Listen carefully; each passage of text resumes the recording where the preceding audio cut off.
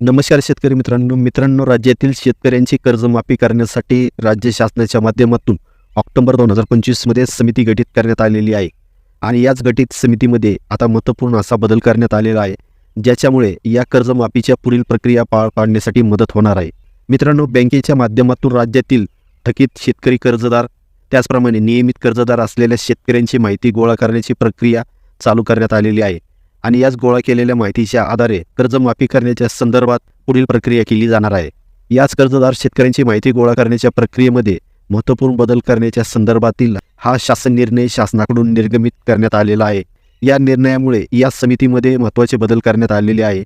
या समितीमध्ये आता समितीचे अध्यक्ष श्री प्रवीण परदेशी साहेब यांनी सूचित केल्यानुसार पुढील तक्त्यात दाखविल्याप्रमाणे समितीची रचना व नवीन सदस्यांचा समितीमध्ये समावेश करण्यात आलेला आहे.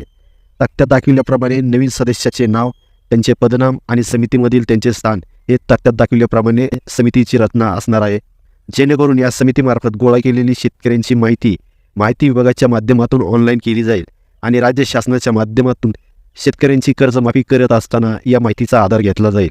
तर शेतकरी मित्रांनो, अशा प्रकारे एक अतिशय महत्त्वपूर्ण असा बदल या समितीमध्ये करण्यात आलेला आहे. धन्यवाद.